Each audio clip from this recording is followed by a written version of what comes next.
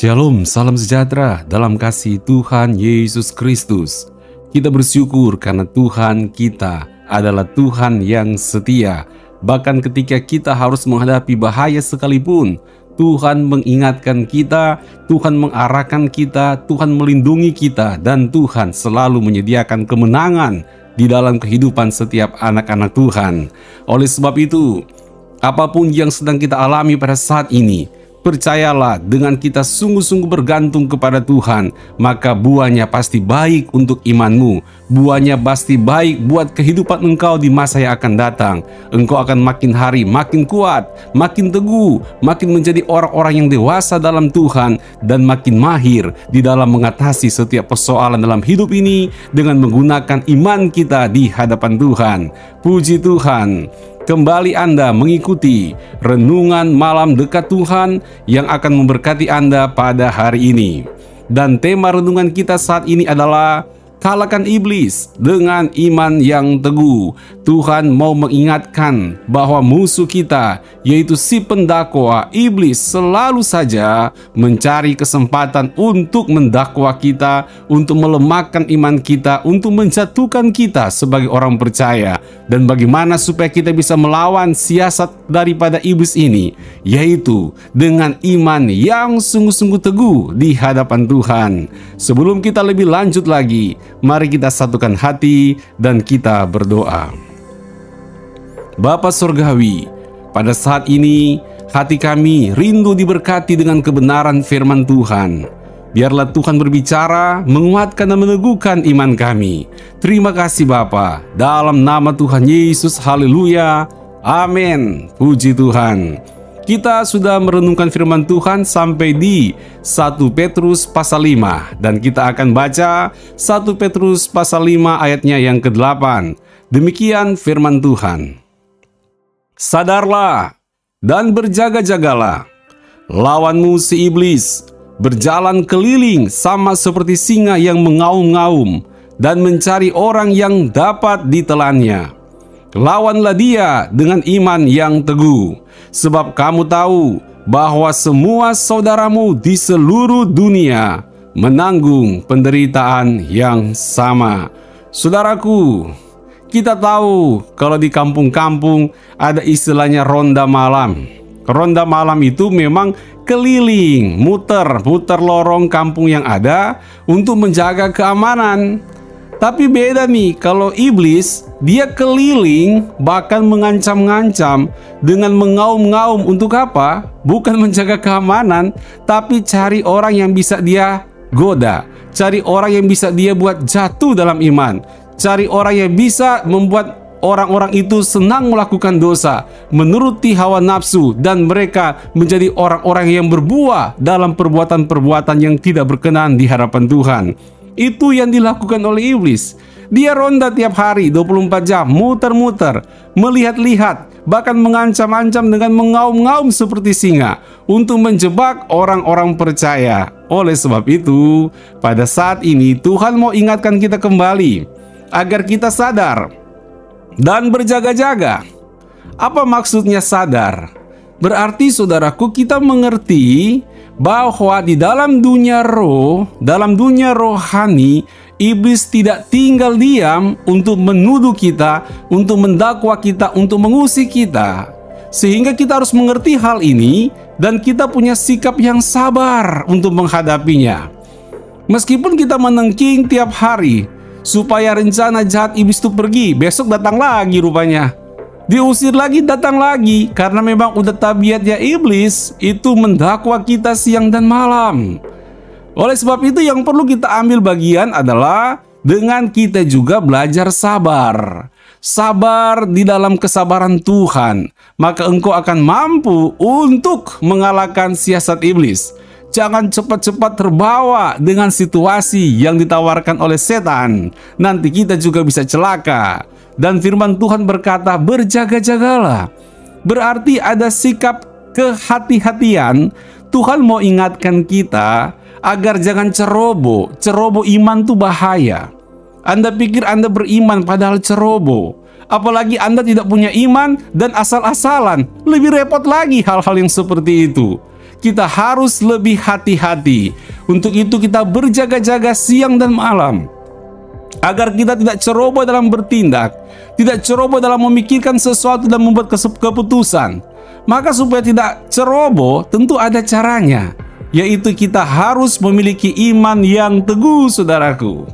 Firman Allah berkata, lawanlah dia dengan iman yang teguh. Nah, kita lihat, kali ini Tuhan bukan minta kita pasif saja atau diam-diam saja. Bahkan lebih daripada itu, bukan sekadar sabar, saudaraku, tapi ngelawan si pendakwa itu, melawan iblis itu, melawan godaan itu. Jangan diam-diam aja, tapi bertindak dong, saudara. Maka Anda akan menang di dalam Tuhan. Amin. Saudara, kita tahu bahwa yang terbaik untuk bertahan adalah ketika Anda menyerang. Kalau Anda diam-diam saja, kekuatan Anda akan lemah. Tapi ketika Anda menyerang, maka pertahanan Anda akan tambah kuat. Saudaraku dalam kasih Tuhan Yesus, dalam pengertian inilah Tuhan meminta kita untuk melawan pendakwa, melawan iblis, melawan siasatnya. Jangan diam-diam, saudara. Dan caranya dengan apa? Dengan iman yang teguh. Dengan iman yang teguh. Saudara, kita melihat bagaimana Yesus Kristus juga, iblis datang mendakwa Yesus ketika Yesus lagi puasa 40 hari 40 malam. Dia berusaha untuk mendakwa, menuntut, menggoda dan sebagainya. Apa yang dilakukan oleh Tuhan Yesus? Yesus sungguh punya iman yang teguh. Lihat dari mana? Lihat dari Tuhan Yesus tidak tergoda. Kenapa bisa tidak tergoda? Kita melihat bagaimana Tuhan Yesus Kristus memiliki pemahaman yang kuat akan kebenaran firman Tuhan, mengerti tentang kehendak Tuhan, mengerti maksud Tuhan, tahu apa yang diinginkan Tuhan. Saudaraku dalam kasih Tuhan Yesus, berbicara tentang Anda punya iman yang teguh berarti bicara tentang engkau mempercayai. Kepercayaan Anda teguh, Anda percaya tentang Tuhan, Anda percaya kepada Tuhan, tapi Anda percaya kepada Tuhan tentang apa aja. Nah, ini perlu untuk kita ketahui. Tentu kita percaya pribadi Tuhan, dan kita percaya perkataan Tuhan, kehendak Tuhan, isi hati Tuhan, firman Tuhan. Oleh sebab itu Anda perlu terus menggali apa yang menjadi kehendak Tuhan, apa yang menjadi isi hati Tuhan, sehingga ketika iblis datang mendakwa, Anda mampu untuk melawan iblis dengan iman yang teguh, yaitu dengan pemahaman yang benar tentang kebenaran firman Tuhan. Yesus Kristus memberikan contoh kepada kita. Iblis dikalahkan dengan Yesus memberikan jawaban sesuai dengan firman Tuhan, bukan sesuai dengan opini manusia atau ngarang-ngarang sendiri. Tetapi Yesus berkata, demikianlah firman Tuhan. Firman Tuhan berkata, manusia tidak hidup dari roti tapi dengan firman Tuhan. Wah, itu semuanya firman Allah. Jadi kalau berbicara tentang iman yang teguh, Anda harus banyak memahami dan mengerti akan firman Tuhan. Maka si pendakwa itu yang mendakwa kita tentang dosa-dosa yang lama yang telah Tuhan ampuni, atau mau menawarkan dosa-dosa yang baru, Anda mampu untuk melawannya dengan cara kebenaran firman Tuhan. Dan saudaraku, surat ini ditulis oleh Petrus kepada umat Tuhan. Dan kita tahu bagaimana Petrus pernah mengalami ketika iblis mengaum-ngaum dan mengincar Petrus untuk mengalahkan iman Petrus, menghancurkan kekuatan Petrus. Dan terjadi, Petrus menyangkal Yesus 3 kali. Di situ Tuhan sudah bilang kepada Petrus, Yakobus dan Yohanes, kalian, ayolah, berdoalah. Tidakkah Anda bisa sanggup bertahan 1 jam saja untuk berdoa, supaya nggak gampang goncang iman ini. Jadi saudaraku, selain kita memahami firman Tuhan, Anda harus terus membangun hubungan yang dekat dengan Tuhan, merasakan Tuhan. Hubungan yang dekat dengan Tuhan itu kita mengalami Tuhan setiap hari.